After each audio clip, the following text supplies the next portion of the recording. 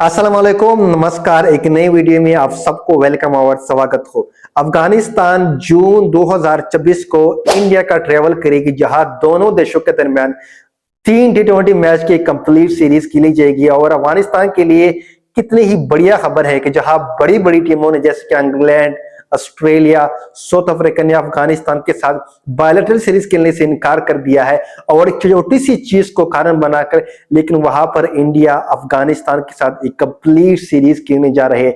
तो मेरे ख्याल से भाईचारे का, दोस्ती का और ब्रदरहुड का इससे बड़ा एग्जाम्पल हमें नहीं मिलेगा। दोस्तों, आप इमेजिन कीजिए कि अगर इंडिया भी अफगानिस्तान के साथ बायलैटरल सीरीज खेलने से इनकार कर देता, जिस तरह इंग्लैंड, ऑस्ट्रेलिया और साउथ अफ्रीका ने किया। और आपको पता है कि बीसीसीआई दुनिया का सबसे तगड़ा क्रिकेट बोर्ड है और हत्ता कि ये आईसीसी को फंडिंग करता है और जय शाह इस वक्त आईसीसी का चेयरमैन बना हुआ है। तो जब इतनी बड़ी क्रिकेट नेशन अफगानिस्तान के खिलाफ सीरीज खेलने से इनकार कर देती, अगर खुदा न था, तो फिर कौन सा ऐसा देश था जो अफगानिस्तान की क्रिकेट को बैन से बचाता? क्या अफगानिस्तान की क्रिकेट पर बैन नहीं लग जाता?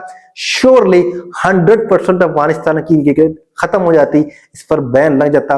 और फिर जो बाकी जो छोटी टीमें हैं, जिस तरह पाकिस्तान, श्रीलंका, बांग्लादेश, नेपाल, ये भी आपके साथ खेलने से इनकार कर देती।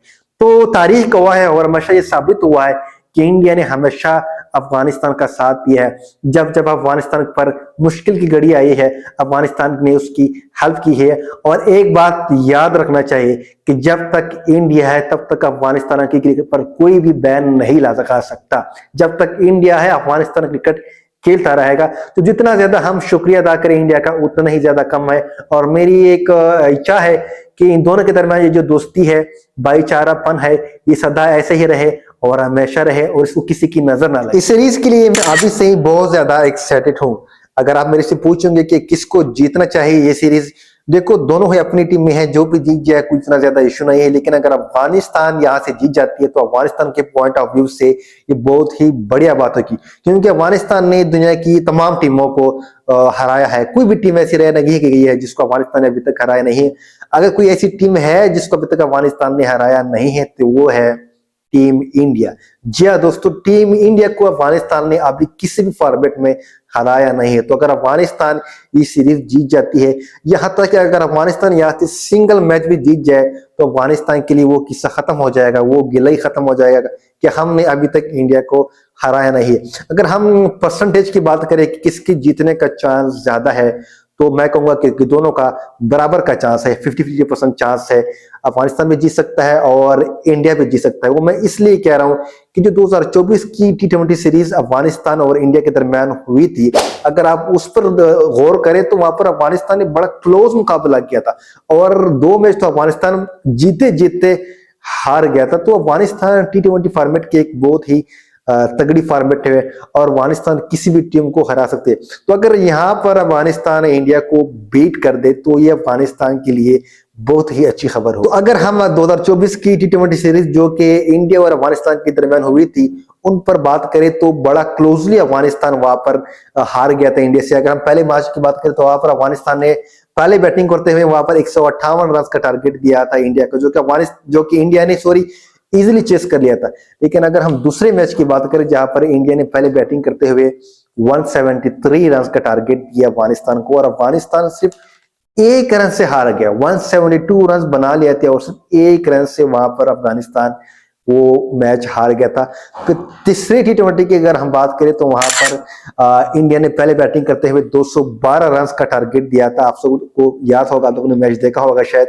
212 रन का एक बड़ा टारगेट दिया था, लेकिन अफगानिस्तान ने वो टारगेट चेस कर लिया था, 212 ही बना दिया था और वहां पर मैच टाई हो गया था। फिर उसके बाद होता क्या है कि सुपर ओवर लग जाता है और सुपर ओवर में इंडिया पहले बैटिंग करते हुए 16 रन बनाता है। जब अफगानिस्तान चेस करने आता है तो अफगानिस्तान भी 16 रन बनाता है और इस तरह सुपर ओवर भी टाई हो जाता है।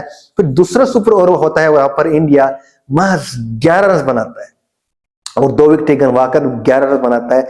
लेकिन अफगानिस्तान वहां पर 1 रन बनाकर 2 विकेट उनकी गिर जाती है और इस तरह इंडिया ये मैच जीत जाती है। तो अगर हम इन तीनों मैचों की बात करें तो अफगानिस्तान बड़ा क्लोजली गया है इंडिया के और हम कह सकते हैं कि अफगानिस्तान यहाँ पर जीत सकता है, क्योंकि जिस तरह क्लोजली अफगानिस्तान इंडिया से हारा है तो इसकी बुनियाद पर हम कह सकते हैं कि अफगानिस्तान यहाँ पर जीत सकता है। तो अगर अफगानिस्तान यहाँ से हार भी जाती है तो इतना बड़ा इश्यू नहीं है, क्योंकि अफगानिस्तान वहां से सीख जाएगा, लर्न करेगा, और जितना ज्यादा अफगानिस्तान लर्न करेगा उतनी ही अफगानिस्तान के लिए बहुत ज्यादा अच्छा है। क्योंकि जब आप दुनिया की बड़ी टीमों के खिलाफ खेलते हैं तो वहां से आपको सीखने को बहुत ज्यादा मिलता है कि बड़े मैच का प्रेशर किस तरह हैंडल करते हैं, और उनको टीम को देकर, उनकी टीम के मैनेजमेंट को देकर अपनी टीम के मैनेजमेंट बंदा उसी तरीके से करता है कि जब नेक्स्ट टाइम हम किसी बड़ी टीम के सामने उतरे मैदान में तो हम वो मैच किस तरह जीत सकते हैं। तो अफगानिस्तान के लिए यहाँ पर लर्न करना भी बहुत बड़ी बात है।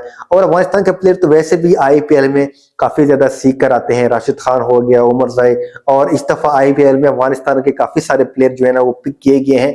तो अफगानिस्तान के लिए बढ़िया बात होगी कि वो यहाँ पर लर्न करे। लेकिन अगर वो कोई एक आध मैच जीत जाती है तो वो बहुत ज्यादा इम्पैक्टफुल है अफगानिस्तान के लिए, और अफगानिस्तान का वो गिला खत्म हो जाएगा कि हमने अभी तक इंडिया को हराया नहीं है। माना कि इंडिया बहुत ही तगड़ी साइड है और बड़ी अच्छी साइड है, लेकिन अफगानिस्तान जो है ना क्लोजली उनसे हारता रहा है।